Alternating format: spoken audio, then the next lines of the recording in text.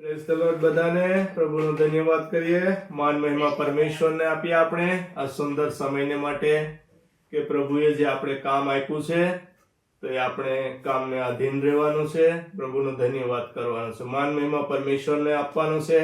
આવો આપણે પ્રાર્થના કરીએ. Hallelujah, hallelujah. ધન્યવાદ પિતા પરમેશ્વર, આ સુંદર સમયને માટે હું તમારો ધન્યવાદ કરું છું. અમારા જીવિત પરમેશ્વર, દેવોના દેવ, રાજાઓના રાજા, સર્વશક્તિમાન, સર્વસત્તાધીશ, સર્વવ્યાપી, સર્વશ્રેષ્ઠ ઈશ્વર, માન મહિમા તમને આપતા પ્રભુ આ સમય તમારા હાથમાં સોંપીએ છીએ પિતા.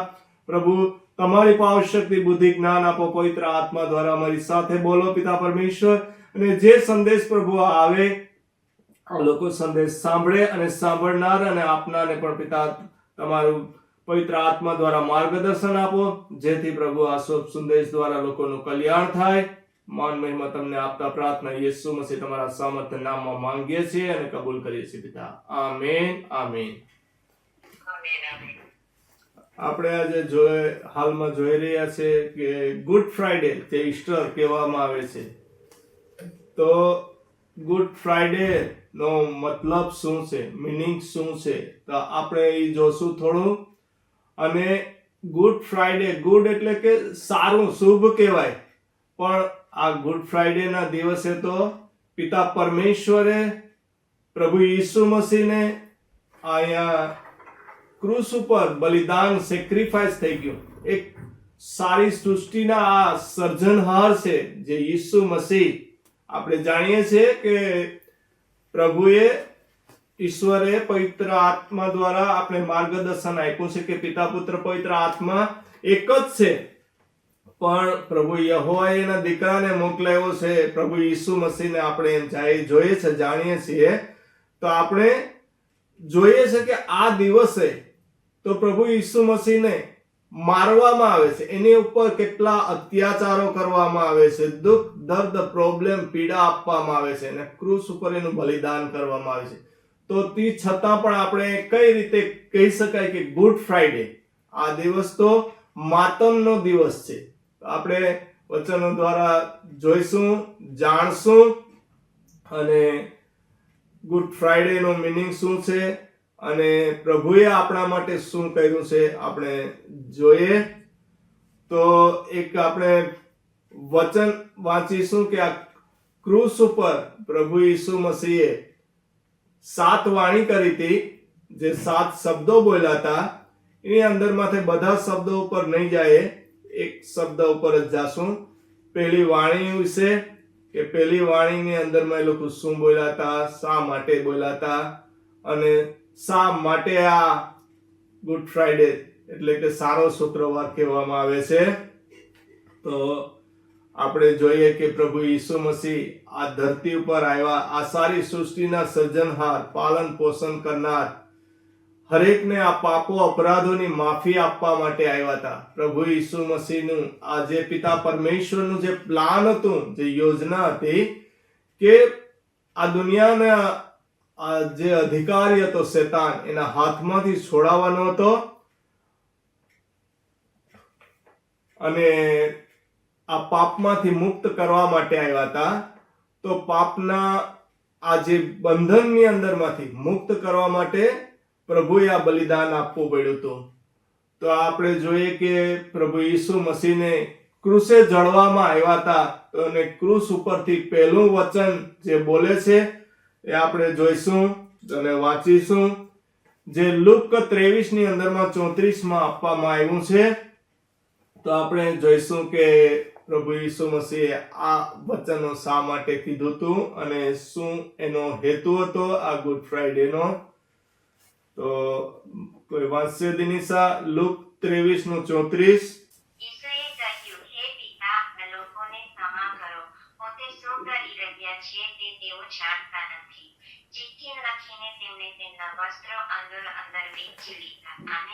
આમીન, હાલેલુયા. વચન આપણે શું કહે છે કે હે પિતા, આ લોકોને ક્ષમા કરો, માફ કરો, શું કરી રહ્યા છે તે જાણતા નથી, અને ચિઠ્ઠીઓ નાખીને તેમના વસ્ત્રો અંદર વેચી લીધા. આ વચન ક્યારે બોલવામાં આવે છે?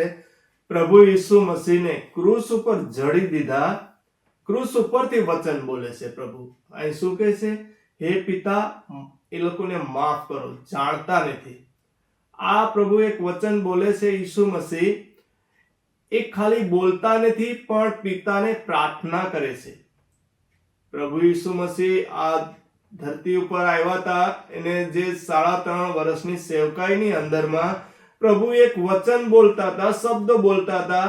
મરેલાઓ પણ જીવતા થતા હતા, આંધળાઓ દેખતા થતા હતા, બેરા સાંભળતા થતા હતા, જે રોગીઓ હતા એ શુદ્ધ થતા હતા અને ચંગાઈ મેળવતા હતા પ્રાર્થના દ્વારા, શબ્દ દ્વારા. તો અહીંયા પ્રભુ આજે જે લોકોને હીલિંગ કરતા હતા, ક્ષમા આપતા હતા, એ આજે આ ક્રોસ ઉપર છે. ક્રોસ ઉપર આપણે જોઈએ તો એ લોકોને હાથે પગે ખીલા જડીને એક બંધનની અંદરમાં એક બેબસ છે, બે સહારા છે, આપણે જોઈ શકીએ છીએ. પણ પ્રભુ પિતા પરમેશ્વરને પ્રાર્થના કરે છે. આજે જોઈએ તો પ્રભુ ઈસુ મસીહ આ એક સારી સૃષ્ટિના સર્જનહાર છે, આકાશ ધરતીના માલિક છે, આ બનાવનાર છે, સર્જન કરનાર, આપણા એક હરેક મનુષ્ય જાતિને સર્જન કરનાર પરમેશ્વર છે. અને આજે જોઈએ છે તો પોતાને એક હાથે પગે ખીલા જડી અને લટકાવી દેવામાં આવ્યા છે. પણ આપણે અહીંયા પ્રભુનો પ્રેમ જોવાનો છે. પ્રભુ કેટલો આ પ્રેમ માટે કરીને આ ધરતી ઉપર આવ્યા હતા. પ્રભુ આપણે વચનમાં જોઈએ છે કે પિતા પરમેશ્વરે આ જગત ઉપર એટલો પ્રેમ કર્યો કે એના એકના એક દીકરાને આ ધરતી ઉપર મોકલાવ્યો, જેથી કરીને આપણા પાપો અપરાધોની માફી મળે, એનાની અંદરમાં જે કોઈ વિશ્વાસ કરે અનંત જીવન પામે, કોઈ નાશમાં ન જાય. પણ અહીંયા આપણે જોઈએ છે કે જે મનુષ્યનું સર્જન કર્યું છે એ જ મનુષ્ય, માણસ જાત, આ એના લોકો છે, પ્રભુ ઈસુ મસીહને હાથે પગે ખીલા મારીને જડી દે છે. તો પણ પ્રભુ પ્રાર્થના કરે છે ઈસુ મસીહ એના માટે. આપણે આમ જોઈએ કે પ્રભુનો અહીંયા કેટલો પ્રેમ છે. આજે જો આપણે આ ધરતી ઉપર છે, એક સામાન્ય આપણે લોક છે, પણ આપણા માટે તો જો કોઈ એક બે કંઈક વચન બોલી દે, આપણે બે વેણ કહી દે, આપણા ઉપર કોઈ ગુસ્સે થઈ જાય તો આપણી કેવી હાલત થઈ જાય, આપણે એના દુશ્મન બની જાય. પણ આપણે જોઈએ તો પ્રભુ ઈસુ મસીહ અહીંયા એને હાથે પગે ખીલા જડી દીધા છે. એ તો આપણે જોઈએ છે કે હાલમાં ક્રૂસની આપણે દ્રષ્ટિ ઉપરની વાત કરીએ છીએ, પણ ક્રૂસ ઉપર જડ્યા પહેલા એની ઉપર કેટલો અત્યાચાર થયો હતો એ પણ આપણે જોઈએ. તો ક્રૂસ ઉપર જડવા પહેલા આ પ્રભુની જે લોકો ખિલાફ હતા, જે શાસ્ત્રી ફરોશીઓ હતા, જે પ્રભુના ખુદના પણ જે આ લોક હતા, યહૂદી લોક હતા, એ બધા એ જ લોકોએ પ્રભુની પાછળ આ ક્રૂસે જડવાનું એક પ્લાન બનાવ્યું હતું. અને જે એ લોકોને અરેસ્ટ કરે છે, કે એને ધરપકડ કરી અને રાજાઓ પાસે લઈ જાય છે ન્યાય માટે કરીને, કે રાજા એ લોકોને મૃત્યુ દંડની સજા આપે, એવું એ લોકોએ પ્લાન બનાવ્યું હતું. કેમ કે એ લોકો પ્રભુની ખિલાફ હતા, જેલસ હતા, નફરત કરતા હતા. એમ કે પ્રભુ આ ધરતી ઉપર ચમત્કાર કરતા હતા અને માંદાઓને સાજા કરતા હતા, જીવતાઓને, મરેલાઓને જીવતા કરતા હતા અને જીવતાઓને સામર્થ્ય આપતા હતા. તો આ લોકોથી દેખાતો નહોતો, કેમ કે કહેતા એના લોકોને અદેખાઈ આવતી હતી કે આ માણસ તો આવા મોટા મોટા કાર્ય કરે છે અને આ જે રોમન સરકાર છે તો આપણી પાસેથી જે હક અધિકાર આપ્યો છે એ લઈ લેશે, આપણું કોઈ માન નહીં રહી. એટલા માટે આ માણસને ક્રૂસે જડાવી દઈએ, જેથી આપણો રસ્તો ક્લિયર થાય. એટલા માટે એ લોકોએ એવું પ્લાન બનાવ્યું. પ્રભુ ઈસુની ખિલાફ થયા અને રાજા હેરોદ ને પિલાત આગળ એ લોકો લઈ ગયા અને કીધું કે આ માણસ આવો જૂઠો છે, માણસોને ગેરમાર્ગે દોરે છે, એને મોતની સજા કરો. પણ એ લોકોને મારતા મારતા લઈ ગયા, એક રાજા પાસેથી બીજા રાજા પાસે, પિલાત પાસેથી હેરોદ પાસે, હેરોદ પાસેથી આ યજ્ઞકારોની જે સભા શિક્ષકો ભરાણી હતી ત્યાં. આખી રાત એ લોકોને મારતા કચડતા લઈ ગયા, અધ્રમ કરતા, અપમાન કરતા. પણ રાજાઓએ કીધું કે આની અંદરમાં, આ માણસમાં મને કોઈ અપરાધ દેખાતો નથી, મોતની સજા થાય એવું તો કોઈ એને કામ કર્યું નથી. આ લોકોએ બધા જૂઠા આક્ષેપ મૂક્યા હતા, આરોપ મૂક્યા હતા એની ઉપર કે આ રાજા હોવાનો દાવો કરે છે, પરમેશ્વરનો દીકરો હોવાનો દાવો કરે છે, એટલા માટે અમે લાવ્યા છે કે પ્રભુ ખિલાફ એને ખરાબ રીતે બોલે છે, એને પોતે પરમેશ્વર છે, પ્રભુની વિરોધ વાતો કરે છે. પણ જે હેરોદે અને પિલાતે લોકોને કીધું કે આ માણસમાં મને કઈ દોષ દેખાતો નથી, મોતની સજા થાય એવું તો કઈ કામ જ એને કાર્ય કર્યું નથી, તો પણ આ લોકોએ બૂમ બરાડા કરતા રહ્યા પ્રભુ ઈસુની ખિલાફ કે એને ક્રુસે જડો, ક્રુસે જડો, એ સિવાય બીજું કઈ કહેતા નતા. પણ ત્યારે હેરોદે જોયું કે આ લોકોને જો વાત સાંભળવામાં નહીં આવે તો આ લોકો હુલ્લડ હંગામા કરશે, પ્રોબ્લેમ થશે. એટલે મજબૂર થયો અને કહે કે આ માણસના ખૂનની જવાબદારી મારે માથે નહીં. ત્યાં સુધી લોકોએ કીધું કે એના ખૂનની જવાબદારી મારે માથે, અમારા સંતાનો પર આ શ્રાપ કશીશ એ લોકોએ ખુદે લઈ લીધું. પણ એ લોકોનો એક જ ઈરાદો હતો, પ્રભુ ઈસુ મસીહને ક્રુસે જડીને મારી નાખવાનો. તો આજે આપણે જોઈએ છે કે પ્રભુ ઈસુ મસીહ ના ઉપર કેટલા અત્યાચાર કરવામાં આવ્યા. એ લોકોને મારવા પહેલા એ લોકોને આજે પછી હેરોદ રાજા છે એને સોંપી દે છે આ લોકોને કે તમે જ હવે એને ક્રુસે જડો. ત્યારે એ લોકો જે આ રોમી સૈનિકો, રોમનના સમ્રાટ સૈનિકોને સોંપી દે છે.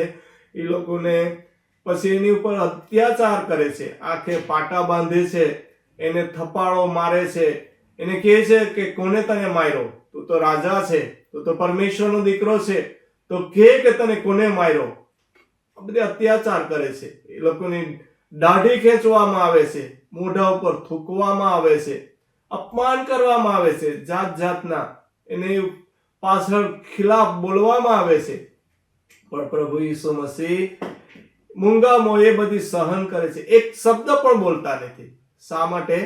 પ્રભુ ઈસુને એક પ્રેમ હતો અને એક પ્રભુની આ જે યોજના હતી કે પ્રભુએ આ બધી દુઃખ સહન કરવું જરૂરી હતું. એટલા માટે તો પ્રભુ ઈસુ મસીહને આ લોકો મારતા ઢસડતા લઈ જાય છે. રોમી સૈનિકો એને બાંધી અને 39 ચાપકા મારે છે. એક એક ચાપકો એવો હતો, એક ચાપકો પડે ત્યાં લોહી, માંસ, ચામડી ઉધેડી નાખે અને લોહી લુહાણ. પરમેશ્વરનો એવો ચહેરો થઈ ગયો કે એક અમાનુષ માણસ દેખાય નહીં, ઓળખાય નહીં. એટલે તો યશાયાની અંદરમાં પણ કીધું છે કે એક ઈ માણસ ઉપર કોઈએ પણ એના ઉપર નજર કરી તો એક નફરત એ લોકોને થઈ ગઈ. અમાનુષ માણસ ગણ્યો એને અને કોઈ એને લાયક ન ગણ્યો. એટલે પ્રભુના આ સંદેશા ઉપર કોઈ વિશ્વાસ કર્યો નતો જે યશાયાએ કીધું હતું એના ઉપર. અને પ્રભુ ઈસુ મસીહને આ લોકોએ ક્રુસે કરવા, જડી દેવા માટે એને સોંપી દીધા હતા. પ્રભુ ઈસુ મસીહના કપડા એ લોકો ઉતારી લે છે અને અંદરો અંદર ચીઠી નાખીને વેચી લે છે. આપણે વચનમાં જોઈએ છે પ્રભુ ઉપર અત્યાચાર એટલો બધી કર્યો હતો અને ક્રુસે જડી દીધા હતા. પણ એના દિલમાં તો એક પ્રેમ હતો, માફીની એક ભાવના હતી. એટલા માટે કહે છે કે પ્રભુ એને માફ કરો. એ લોકો સમજતા નથી કે શું કરી રહ્યા છે.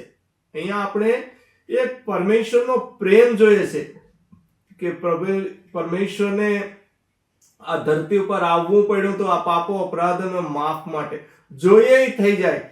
પણ પ્રભુ એના લોક ઉપર એટલો પ્રેમ રાખ્યો અને પિતાને પ્રાર્થના કરી ઈસુ મસીહે કે હે પિતા, એનાને માફ કરો. આ લોકો શું કરી રહ્યા છે એ લોકો જાણતા નથી, અજાણ્યા છે. તો પિતા પરમેશ્વરે આ લોકો ઉપર એટલો રહેમ કર્યો.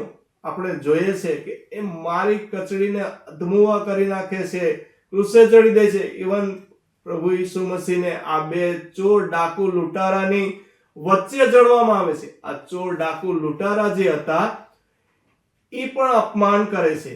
એક અપમાન કરે છે અને એક બીજા ચોરને ધમકાવે છે કે તું એક પરમેશ્વરથી પણ ડરતો નથી આપણે તો જે પાપ કર્યું છે, આપણે જે કાર્ય કર્યું છે એની આપણને સજા મળી છે, પણ આ માણસે તો એને લગતું કોઈ કામ કર્યું નથી પણ એને સજા મળી છે. તો ડર રાખ પરમેશ્વરનો. અને એ ડાકુ એક છે, એ કહે છે પ્રભુ ઈસુ મસીહને કે તમે તમારા રાજ્યમાં આવો ત્યારે મને સંભાળજો. ત્યારે પ્રભુ ઈસુ મસીહ પણ કહે છે કે હા, આવતીકાલે તો મારી સાથે પારાડાઈસમાં હોઈશ. તો જે એને વિશ્વાસ કર્યો તો એ સેમ ટાઈમે પ્રભુના શરણની અંદરમાં, પ્રભુના રાજ્યમાં એ પ્રવેશી શક્યો હતો, પણ બીજો નાશને આરે ગયો હતો. તો આપણે અહીંયા જોઈએ છે કે પ્રભુ ઈસુ મસીહે આપણે નવું જીવન આપવા માટે પોતાનું જીવન આપી દીધું. એટલો મહાન પ્રેમ કર્યો એ આપણે જાણીએ છીએ પ્રભુ ઈસુ મસીહના કાર્યો. તો પ્રભુ આ જે દિવસે, ઈસ્ટરના દિવસે પ્રભુએ જેનો પ્રેમ દેખાડ્યો, માફી દેખાડી, એ કેના માટે હતો? આપણે નવું જીવન આપવા માટે હતો. પ્રભુએ એનું જીવન આપી અને આપણે નવું જીવન આપ્યું. તો આપણા માટે એ એક કહેવાય ગુડ ફ્રાઈડે.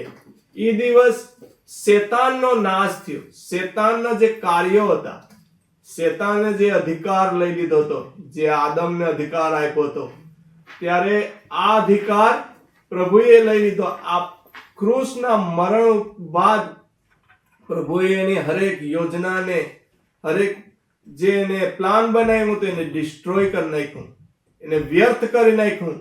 એટલા માટે આજે આ સારા સમાચાર છે. પ્રભુ ઈસુ મસીહ એક આ જે દાન બલિદાન આપ્યું ખુદનું, અને આપણા માટે નવું જીવન આપ્યું.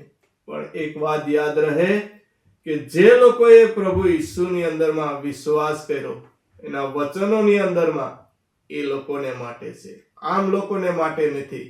એટલે આપણે હરેક યાદ રહી પણ તો પ્રભુ ઈસુ મસીહે આ જે ધરતી ઉપર આવીને જે કાર્ય કરવાનું હતું, એ કાર્ય હરેક ક્ષણ, હરેક પરિસ્થિતિની અંદરમાં પણ પૂર્ણ કર્યું.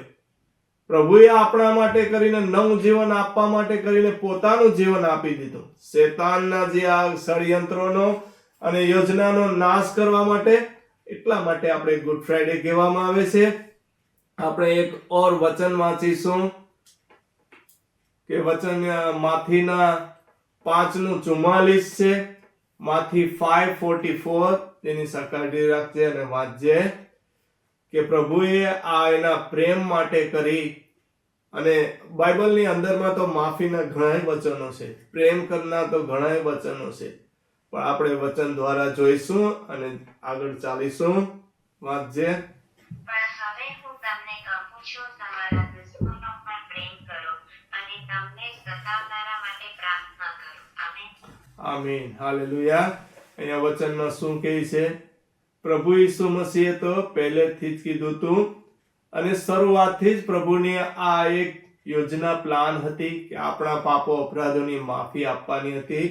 એટલે પ્રભુ ઈસુ મસીહ આ જે એનું સેવા કાર્ય કરતા હતા, ત્યારે એના શિષ્યોને પણ શીખવતા હતા અને શિષ્યોને પણ સંદેશો આપ્યો હતો કે દુનિયાના હરેક લોકોને માટે આ સંદેશો આપવાનો. લુક 6:27 અને 28 વાંચવાનું છે. પછી લુક 6:27 અને 28. પણ તમે જેઓ મારું સાંભળી રહ્યા છો તેમને હું કહું છું, તમારા દુશ્મનો પર પ્રેમ કરો અને જેઓ તમારો તિરસ્કાર કરે છે તેમનું ખરું કરો. જેઓ તમને શ્રાપ આપે છે તેમને આશીષ આપો. જેઓ તમારું અપમાન કરે છે તેમના માટે પ્રાર્થના કરો. આમેન. આમેન. હાલેલુયા. આપણે માથીની અંદરમાં અને લુકની અંદરમાં વચનો જોયા. યોહાનની અંદરમાં પણ વચનો છે. આપણે બધા વચનો નહીં વાંચીએ, પણ આ પરમેશ્વર શું કહે છે કે વેરીઓ પર પ્રેમ કરો.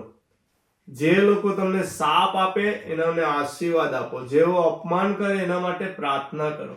આ પ્રભુ ઈસુના આ વચનો આપણે જોઈએ કે એની અંદરમાં, વચનોની અંદરમાં પ્રેમ છે. તો આજે પ્રભુ ઈસુની અંદરમાં જેટલા વિશ્વાસ કરે છે, આ પ્રભુની કૃપા, દયા એની ઉપર છે.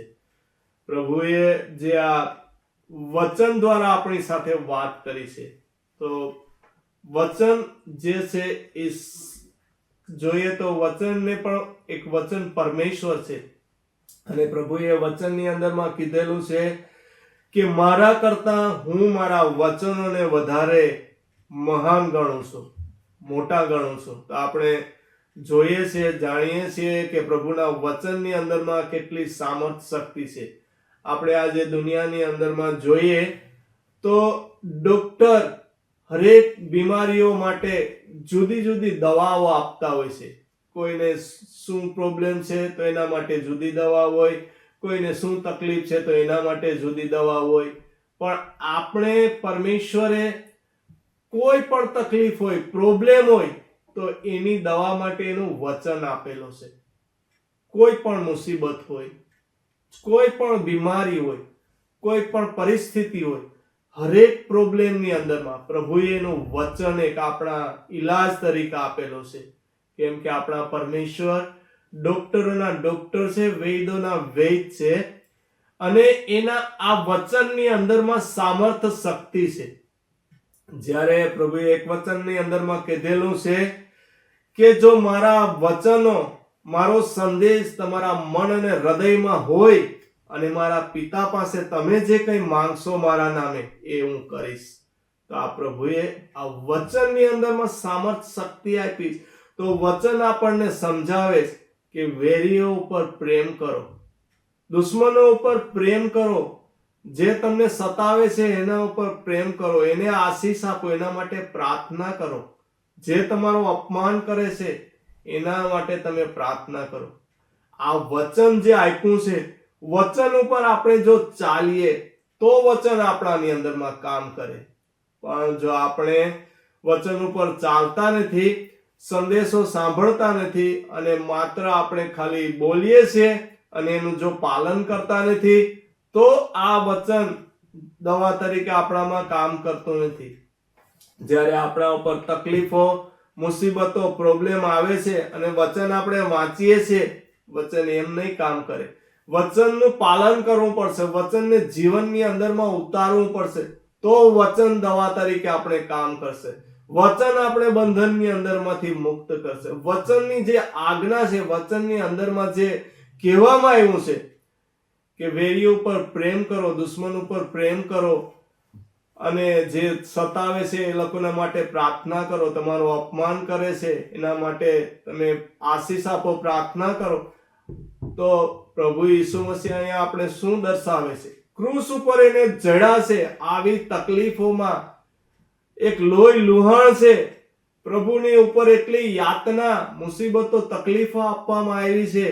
ક્રૂસે જડી દીધા છે, અને ક્રૂસ ઉપર જડ્યા પછી પણ લોકો મેણા ટોણા મારે છે, જાત જાતના કહે છે કે તું પરમેશ્વરનો દીકરો હતો તો ક્રૂસ ઉપરથી નીચે ઉતરી આવ. ચોર પણ કહે છે કે તું પરમેશ્વરનો દીકરો છે તો અમને પણ બચાવ. આ ક્રૂસ ઉપર પણ પ્રભુને જડ્યા પછી પણ શાંતિ લેવા દેતા નથી, પણ પ્રભુના પિતાને પ્રાર્થના કરે છે. માત્ર બોલતા નથી શબ્દ. પ્રભુએ 7 વાણી કરી હતી, એની અંદરમાંથી પહેલી વાણી આ છે કે હે પિતા, એનાને માફ કરો. જેમ આપણે હમણાં આ વચન દ્વારા એકબીજાને માટે પ્રાર્થના કરીએ છીએ, આપણને ચંગાઈ મળે છે, પણ આપણે વચનોની અંદરમાં જો વિશ્વાસ કરીએ છીએ, પ્રાર્થના કરનાર પણ જો વચનોની અંદરમાં ચાલે છે, આજ્ઞાનું પાલન કરે છે, ત્યારે આ વચન કામ કરે છે. બીમારીની અંદરમાંથી એને મુક્તિ આપે છે. બીમારીની અંદરમાં આ વચન છે એક દવા તરીકે. પ્રભુ પરમેશ્વરના વચનની અંદરમાં શું કીધેલું છે? હિબ્રુની અંદરમાં કે પરમેશ્વરનું વચન સર્વ સમર્થ છે, હરેક વસ્તુ કરવાને માટે સમર્થ છે, હરેક વસ્તુ કરી શકે છે. કહીશ કે બેધારી તલવાર કરતા બળવાન છે, તાકાતવાન છે. બેધારી તલવાર હોય તો કેટલી પાવરફુલ હોય, પણ પ્રભુનું વચન કહે છે કે એનાથી પણ શક્તિશાળી છે. અને એ વચન આપણા મન અને હૃદયોને અંદરમાં હરેક સાંધાઓને પણ વીંધી નાખે છે અને અંદર ઉતરી જાય છે. અને આપણા શરીરની અંદરમાં પ્રાણ અને આત્મા છે, બે જુદા જુદા છે. જીવ છે એ પ્રાણ છે, અને આ પરમેશ્વરનો જે આત્મા છે એ બે પ્રાણ અને આત્માને પણ જુદા પાડે છે. અને આપણા મન અને હૃદયોની અંદરમાં જે કોઈ વિચારો ઉત્પન્ન થાય છે એ વિચારો મોઢા ઉપર આવ્યા પહેલા પરમેશ્વરને આ વચન દ્વારા ખબર પડે છે. તો આ વચન સામર્થ શક્તિવાન છે. તો પ્રભુએ પ્રાર્થના કરી કે આ લોકોને માફ કરો, તો એનાને માફ કરવામાં આવે છે. નહીં તો પ્રભુ તો ચાહે તો એના પિતાની મદદ માંગે તો પ્રભુના લાખો દૂતો આવી જાય અને એક દૂતો કેટલા લાખ સૈનિકોને માણસોને મારી શકે. પણ પ્રભુએ આ પ્રાર્થના કરી, પ્રભુ પિતાએ પ્રાર્થના સાંભળી અને માફ કરવામાં આવ્યા. તો વચન આપણે જણાવે છે, એટલા માટે કહે છે કે આ ગુડ ફ્રાઈડે કહેવામાં એ માટે આવે છે કે આપણા માટે ગુડ છે. પરમેશ્વરે તેનું જીવન દાન જીવ આપી દીધો. પિતા પરમેશ્વરે આપણા માટે જે કર્યું છે એની અંદરમાં આપણે વિશ્વાસ કરવાનો છે. તો આપણાની અંદરમાં જીવનની અંદરમાં જે તકલીફો, પ્રોબ્લેમો, મુસીબતો આવે છે, દુઃખ દર્દ આવે છે, બધું વિશ્વાસ દ્વારા જ મટી જશે. કેમ કે પરમેશ્વરની નજર હંમેશા એના લોક ઉપર હોય છે. કે આપણે વચનમાં એ પણ કહેવામાં આવે છે કે ધર્મી જન, વિશ્વાસી જન, કે પ્રભુના નામની અંદરમાં જે વિશ્વાસ છે એ કહે છે કે 7 વાર પડી જશે તો પણ ઊભો થશે, પણ દુષ્ટોને તો પ્રભુ નાશ કરશે.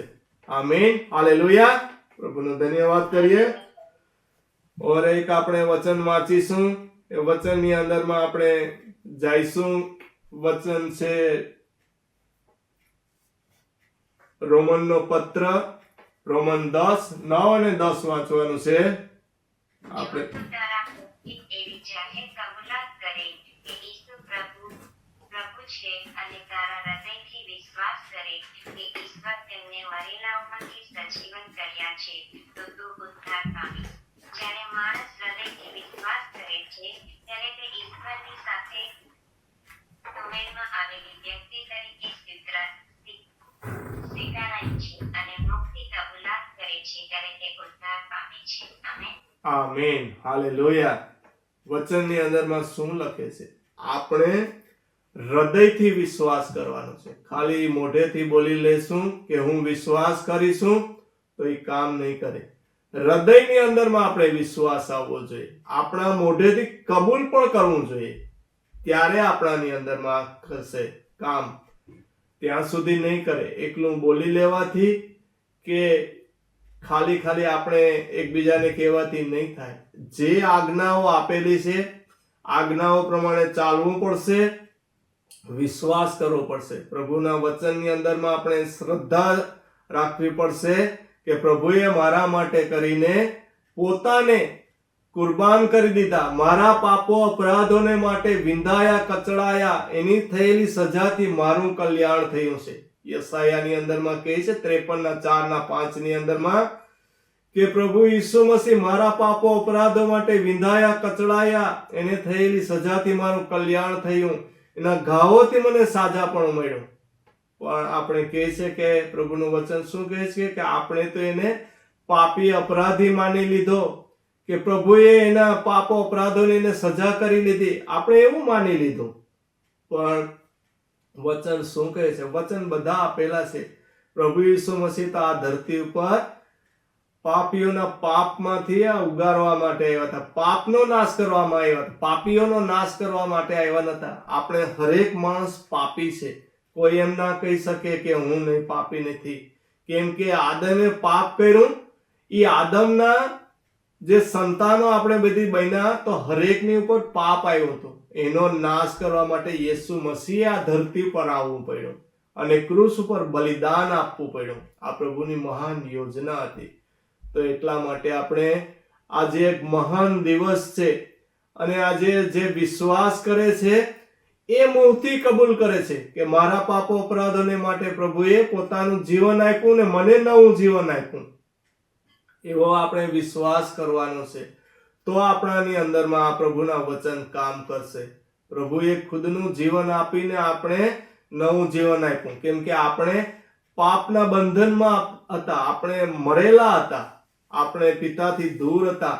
તો પ્રભુએ એના એકના એક દીકરાને મોકલાવ્યો, જે એના બલિદાન દ્વારા આપણા જે વચ્ચે પાપની દિવાલ હતી એને તોડી પાડવામાં આવી અને આપણું પ્રભુએ મિલન કરાયું અને આપણે સુમેળમાં આવેલા, એટલે કે પ્રભુની દ્રષ્ટિમાં સારા, એક ધર્મી ગણાણા, એટલે આપણો પ્રભુએ સ્વીકાર કર્યો સારા વ્યક્તિ તરીકે. ફરી આપણે વચન વાંચીશું, રોમન 10:9-10. જો તું તારા મુખથી એવી જાહેર કબૂલાત કરે કે ઈસુ પ્રભુ છે, આમીન. વેઇટ એક મિનિટ, અહીંયા શું વચન કહે છે કે મુખથી કબૂલાત કરે. આગળ થોડું વાંચ. તારા હૃદયથી વિશ્વાસ કરે. આમીન. હૃદયથી વિશ્વાસ કરવાનો છે. વિશ્વાસ કેનાથી કરવાનો છે? મુખથી વિશ્વાસ થતો નથી. મુખથી તો માત્ર બોલાય છે, પણ હૃદયથી વિશ્વાસ કરવાનો છે. આગળ. ઈશ્વરે તેમને મરેલાઓમાંથી સજીવન કર્યા. આમીન. હાલેલુયા. તો પ્રભુ ઈસુ મસીહને આ મરણમાંથી સજીવન થયા. પ્રભુ ઈસુ મસીહ ત્રીજા દિવસે જીવતા થયા આપણા માટે કરીને. આગળ. તો તું ઉદ્ધાર પામીશ. આમીન. હાલેલુયા. તો આપણે આ પાપની અંદરમાંથી ઉદ્ધાર પામવાનો છે. ઉદ્ધાર પામવો એટલે કે પાપની અંદરમાંથી મુક્ત થાવ, પાપના બંધનની અંદરમાંથી મુક્ત થાવ, નવું જીવન પામવું, એ આપણો ઉદ્ધાર છે. આપણે પ્રભુ આ સ્વર્ગમાં લઈ જવા માટે, સ્વર્ગમાં આપણે ક્યારે જઈએ? ઉદ્ધાર પામીએ, ધર્મી બનીએ, પવિત્ર બનીએ, તો આપણે સ્વર્ગની અંદરમાં જઈએ. આપણે ઉદ્ધાર પામવાનો છે, મોક્ષ પામવાનો છે. આગળ. જ્યારે માણસ હૃદયથી વિશ્વાસ કરે છે, અને હૃદયથી વિશ્વાસ કરે છે, ત્યારે તે ઈશ્વરની સાથે સુમેળમાં આવેલી વ્યક્તિ તરીકે સ્વીકારાય છે. આમીન. મુખથી કબૂલ કરે છે. જ્યારે મુખથી કબૂલ કરીએ છીએ, હૃદયથી વિશ્વાસ કરીએ છીએ, ત્યારે ઉદ્ધાર પામીએ છીએ. આ પ્રભુનું વચન છે. આ વચન આપણને હરેક આ પ્રોબ્લેમોની અંદરમાંથી, હરેક તકલીફોમાંથી, મુસીબતની અંદરમાંથી, શેતાનની જાળમાંથી આપણે છોડાવવાને સમર્થ છે. તો આપણાની અંદરમાં, હરેકની અંદરમાં આવો વિશ્વાસ રહે, અને પ્રભુ ઈસુ મસીહે જે આ હરેક પ્રોબ્લેમોની આ દવા વચન છે, આપણે એની અંદરમાં વિશ્વાસ કરવાનો છે. અને આપણે એક વચન ઓર વાંચવાનું છે, જે છે 1 યોહાનનું 1:9 વાંચવાનું છે. 1 યોહાન 1:9. તો આપણે પ્રભુ ઈસુ મસીહ ઘણા વચનો તો આપ્યા છે. વાંચીએ વચન 1 યોહાન 1:9. પણ જો ઈશ્વર સમક્ષ આપણે આપણા પાપ કબૂલ કરીએ તો તે આપણા પાપની ક્ષમા આપશે અને આપણે બધા દુષ્કર્મોથી શુદ્ધ કરશે, કારણ તે વિશ્વાસુ તથા ન્યાયી છે. આમેન. આમીન. હાલેલુયા. છેલ્લું આપણે શું જોયું? આપણા પરમેશ્વર વિશ્વાસુ અને ન્યાયી છે. પણ આપણે શું કરવાનું છે? આપણા પાપ કબૂલ કરવાના છે. આપણે જ્યાં સુધી આપણા પાપો કબૂલ નહીં કરીએ, ત્યાં સુધી પણ આપણે માફી નહીં મળે. તો આપણે સર્વ અન્યાયથી પણ શુદ્ધ કરવામાં આવે છે, કેમ કે આપણે અન્યાયી છે. આપણે ન્યાયી નથી, પણ આપણા પિતા પરમેશ્વર ન્યાયી છે. આપણા પરમેશ્વર અન્યાયી નથી, આપણે અન્યાયી છે, પણ પિતા ન્યાયી પરમેશ્વર છે. તો ન્યાયના ધોરણે પ્રભુ આપણો ન્યાય કરશે. પ્રભુ પક્ષપાત કરતા નથી, તો આપણે પણ ન્યાયી બનવું પડશે. પ્રભુ પવિત્ર છે, એમ આપણે પણ પવિત્ર બનવાનું છે. તો વચન આપણે શું કહે છે કે જો આપણે આપણા પાપ કબૂલ કરીએ તો આપણા પાપ માફ કરવાને તથા આપણે સર્વ અન્યાયથી શુદ્ધ કરવાને તે ન્યાયી તથા વિશ્વાસુ તથા ન્યાયી છે. તો આપણા પરમેશ્વર વિશ્વાસુ અને ન્યાયી છે. તો અહીંયા વચનની અંદરમાં પ્રભુ કહે કે પ્રભુએ આપણે જો વચન આપ્યા છે કે પ્રભુએ આપણે માફી આપી છે, તો પ્રભુ કહે છે કે તમે પણ બીજાને માફ કરો. આપણે રોજ પ્રાર્થના પણ કરીએ છીએ કે પિતા પરમેશ્વર, અમે જેમ બીજાઓના અપરાધ માફ કરીએ છીએ તે જ પ્રમાણે અમારા અપરાધને અમને માફી આપો. આપણે માથીની અંદરમાં છે દરરોજ આપણે પ્રાર્થનાની અંદરમાં શબ્દો યુઝ કરીએ છીએ, હે પિતા, અમે જેમ બીજાઓના અપરાધ માફ કરીએ છીએ, પાપ માફ કરીએ છીએ, એ પ્રમાણે ત્યાં શબ્દ આવી જાય છે કે જેમ માફ કરીએ છીએ એ જ પ્રમાણે અમને પણ માફી આપો. તો આપણે જે બીજાને જે માપથી ભરી આપીએ છીએ એ જ માપથી આપણે મળશે. જે આપણે કંઈ કાર્ય કરીએ છીએ, શુદ્ધતાથી કરીએ છીએ, તો આપણે એનો બદલો મળશે. પણ આપણા મન અને હૃદયની અંદરમાં કપટ છે, પાપ છે બીજા પ્રત્યે, પ્રભુની ઈચ્છા પ્રમાણે આપણે ચાલતા નથી, આપણે ન્યાય પ્રમાણે વર્તતા નથી, તો આપણે એના પ્રમાણે ન્યાય પ્રમાણે આપણને ન્યાય નહીં મળે. આપણે અન્યાય કરીશું તો આપણે અન્યાય જ મળશે. અને આજે પ્રભુ ઈસુ મસીહે આપણા પાપો અપરાધ માટે જે ક્રૂસ ઉપર બલિદાન દઈ દીધું છે, એની ઉપર આપણે જો નહીં ચાલીએ, વિશ્વાસ કરીએ, તો આપણે જૂઠા છે, આપણે ખોટા છે. આપણે માત્ર મુખથી બોલીએ છીએ પણ આપણે નથી કરતા. આપણા મન હૃદયની અંદરમાં પાપ છે, તો આપણે એક અન્યાયી છે, પાપી છે. આપણે પાપની માફી નહીં આપવામાં આવે, કેમ કે પ્રભુએ કીધેલું છે કે જેવું તમે કરશો એવું જ તમે પામશો. તો પ્રભુના વચનોની અંદરમાં આપણે વિશ્વાસ કરવાનો છે. આ જે દિવસ છે એ ઈસ્ટર કહેવામાં આવે છે, ગુડ ફ્રાઈડે. આ દિવસે પ્રભુએ એક એનું યોજના પૂરી કરી. આ ક્રૂસ ઉપર એને એક વચનની અંદરમાં એ પણ કીધું કે સર્વ ફિનિશ થયું. એક 6 વચનની અંદરમાં પ્રભુ એ પણ બોલ્યા હતા કે પ્રભુ પિતા સંપૂર્ણ થયું. એક વચનની અંદરમાં ત્યાં કહેવામાં આવે છે, એટલે કે પ્રભુએ જે આ કાર્ય કરવાને માટે આ ધરતી ઉપર આવ્યા હતા, એ ક્રૂસ ઉપર ફિનિશ કર્યું. મેન શું હતું કાર્ય? કે લોકોને પાપમાંથી છોડાવવા માટે, આ જે પ્રોબ્લેમોની અંદરમાં, આ જે શેતાનના હાથમાં સપડાઈ ગયા હતા, જે પાપી અપરાધી થઈ ગયા હતા, એની અંદરમાંથી ધર્મી પવિત્ર બનાવવા માટે પ્રભુ આવ્યા હતા. તો એને એનું પવિત્ર આ બ્લડ વહાયું. આ પ્રભુના પવિત્ર બ્લડની અંદરમાં સામર્થ્ય હતું, શક્તિ હતી. તો આ કાર્ય પૂરું કર્યું. એને એનું જીવન આપી અને આપણને નવું જીવન આપી દીધું. આજે અહીંયા કાર્ય પૂરું થયું. તો પ્રભુએ આ લોકોને આપણા માટે જે વચન આપેલું હતું એ પૂરું કર્યું. જે કામ હતું પ્રભુનું આવવાનું, જે યોજના હતી, સંપૂર્ણ થઈ. એટલે આપણે હરેક પાપો અપરાધોની અંદરમાંથી મુક્ત કરવામાં આવ્યા. પ્રભુએ આજે એનું જીવન દાન આપી દીધું ને આપણે નવું જીવન મળી ગયું. પણ આપણે જોઈ ગયા વચ્ચે કે આપણે કઈ રીતે ચાલશું પ્રભુના વચનોની અંદરમાં, તો આપણે માફી મળશે, બાકી નહીં મળે. એટલું યાદ રહે. આમીન, હાલેલુયા. તો પ્રભુનું ધન્યવાદ કરું છું, માન મહિમા પરમેશ્વરને આપું છું. જે પણ આપણે કંઈ બોલા વચન દ્વારા વાતચીત કરી છે, બાઇબલના વચન, પવિત્ર શાસ્ત્ર દ્વારા, તો આપણે હંમેશા વિશ્વાસ કરવાનો છે. અને જો આપણે આ વિશ્વાસ કરતા નથી, પ્રભુ ઈસુ મસીહ આ વચન આપ્યું છે, એ વચન ઉપર ચાલતા નથી, જે વચનની અંદરમાં આપણે રહેતા નથી, તો આ પ્રભુએ જે બલિદાન આપ્યું છે એ વ્યર્થ જાય. પ્રભુ હવે બીજી વાર નહીં આવે.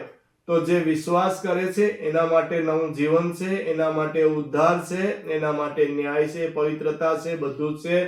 પણ જે આજે દુનિયાની અંદરમાં જોઈએ છે કે જે આ દિવસ છે ગુડ ફ્રાઈડે, લોકો એને એક તહેવાર તરીકે મનાવે છે. આ દિવસે લોકો ખાઈ પીને રખડે છે, ફરે છે, ટાઈમ વેસ્ટ કરે છે. ઈસ્ટર આવ્યું છે તો લોકો શું છે કે આ તો એક ખાવા પીવાનો, ફરવાનો એક દિવસ છે. આ દિવસે ગુડ ફ્રાઈડે છે, સારો દિવસ છે. પણ એ લોકો જાણતા નથી કે આ શું કરી રહ્યા છે. પ્રભુએ કીધેલું વચનની અંદરમાં ક્રૂસ ઉપરથી એ પિતા એને માફ કરો, આ લોકો શું કરી રહ્યા છે જાણતા નથી. પણ પ્રભુએ કે એની લોકોએ જે ક્રૂસે જડતા હતા, રોમન સરકાર, આ રોમન સિપાહીઓ, સૈનિકો, એના માટે કીધું છે. પણ આજે આ દુનિયાની અંદરમાં લોકો એસો આરામ, જે આ ત્યોહાર મનાવે છે ઈસ્ટર ને ગુડ ફ્રાઈડે, એ લોકો જાણતા નથી કે શું કરી રહ્યા છે. એના માટે પાપની માફી નથી. એ લોકોને તો ન્યાયના દિવસે પ્રભુની સમક્ષ હાજર થવું પડશે અને પ્રભુ કહેશે કે તમે શું કરીને આવ્યા છે, ત્યારે જવાબ દેવો પડશે. ત્યારે પ્રભુએ એક વચનની અંદરમાં કીધેલું છે કે પ્રભુ જે ન્યાયનો દિવસ આવશે ત્યારે ઘેટાને બકરાને જે સેપરેટ કરે છે, જમણી બાજુ ઘેટાને રાખે છે અને ડાબી બાજુએ બકરાને રાખે છે. વચનમાં લખેલું છે અને ત્યાં કહે છે કે પ્રભુ અમે તો તમારા માટે આ કર્યું તો આ કર્યું તો પ્રભુ કે હું તમને ઓળખતો નથી. ત્યારે એ લોકોને બધાને નર્કમાં જવું પડશે. અને જે જમણી તરફ જે ઘેટા છે એ પ્રભુના જે લોક છે, વિશ્વાસી લોક છે, પ્રભુ એ લોકોનો ઉદ્ધાર કરીને એનો સ્વર્ગમાં લઈ જશે. ઓટોમેટિકલી પ્રભુના વચન ઉપર જ આ વચન જ રસ્તો છે. પ્રભુ કહે છે કે માર્ગ, સત્ય અને જીવન હું છે, પિતા પાસે જવાનો માર્ગ હું છે. તો આ વચન જ સીધા આપણને સ્વર્ગમાં લઈ જશે. જીવનના પુસ્તકની અંદરમાં નામ આપણું લખાઈ જાય છે અને પ્રભુ ઈસુ મસીહની અંદરમાં જે વિશ્વાસ કરે છે એ સ્વર્ગની અંદરમાં જાય છે, સ્વર્ગના વારીસ બની ચૂક્યા છે. તો માન મહિમા આપણે પરમેશ્વરને આપીએ, પ્રભુનો ધન્યવાદ કરીએ. હું અહીંયા વચન પૂરું કરું છું. તો કોઈ વચનને માટે 2 મિનિટ પ્રાર્થના કરશે અને પ્રભુને માન મહિમા વચન દ્વારા આપીએ, પ્રાર્થના દ્વારા. આમીન, હાલેલુયા.